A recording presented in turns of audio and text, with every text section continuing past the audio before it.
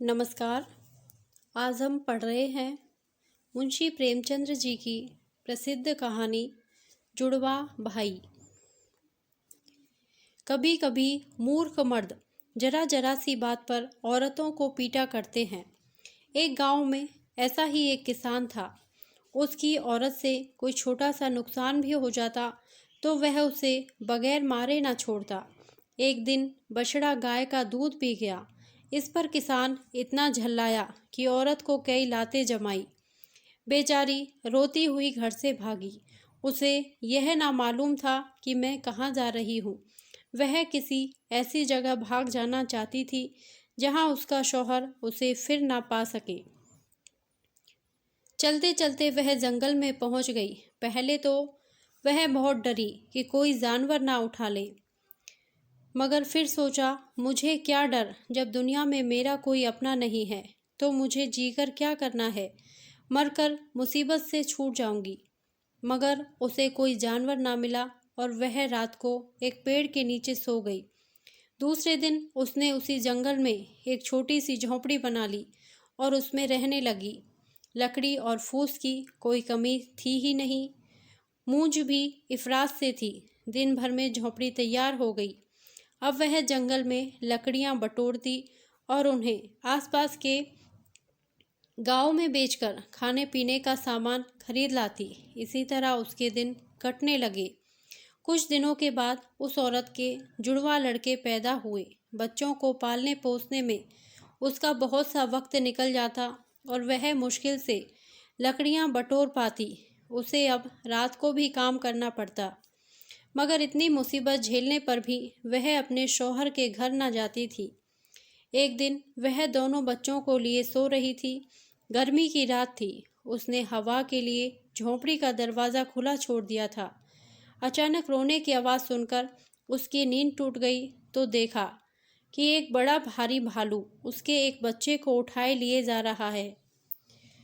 उसके पीछे पीछे दौड़ी, मगर भालू जंगल में न जाने कहाँ घुस गया। बेचारी छाती पीट पीट कर रोने लगी। थोड़ी देर में उसे दूसरे लड़के की याद आई। भागती हुई झोंपड़ी में आई, मगर देखा कि दूसरे लड़के का भी पता नहीं। फिर छाती पीटने लगी। जिंदगी का यही एक सहारा था, वह भी जाता रहा। वह दुख की मारी दूसरे ही दिन मर गई। भालू उस बच्चे को ले जाकर अपनी मांद में घुस गया और उसे बच्चों के पास छोड़ दिया।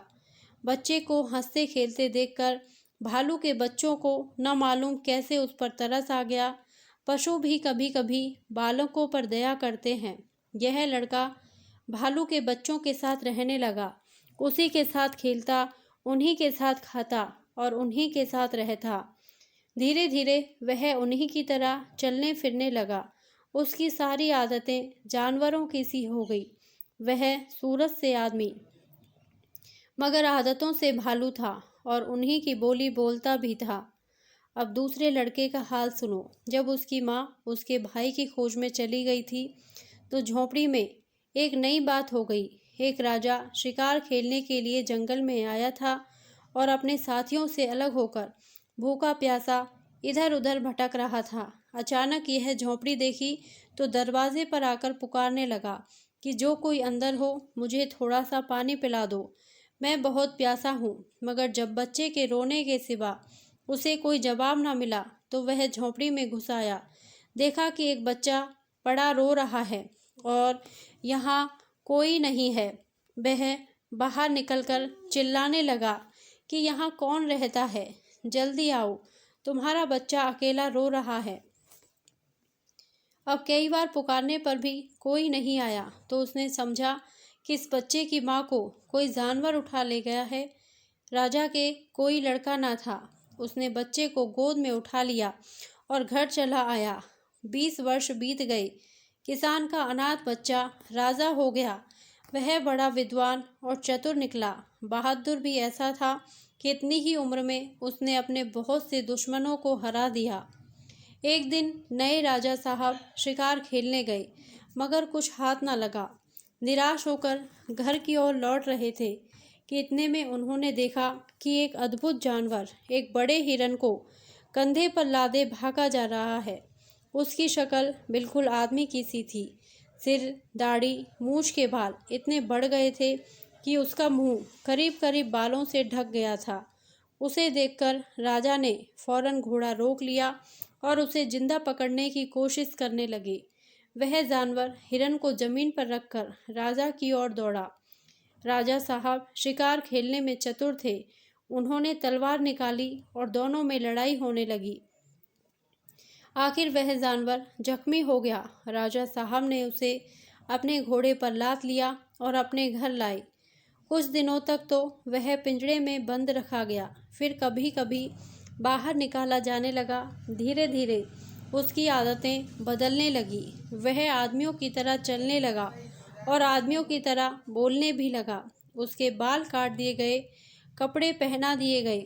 देखने वालों को अचंभा होता था कि इस जंगली आदमी की सूरत राजा साहब से इतनी मिलती है, मगर यह किसे मालूम था कि वह राजा साहब का जुड़वा भाई है जिसे भालू उठा ले गया था। धन्यवाद।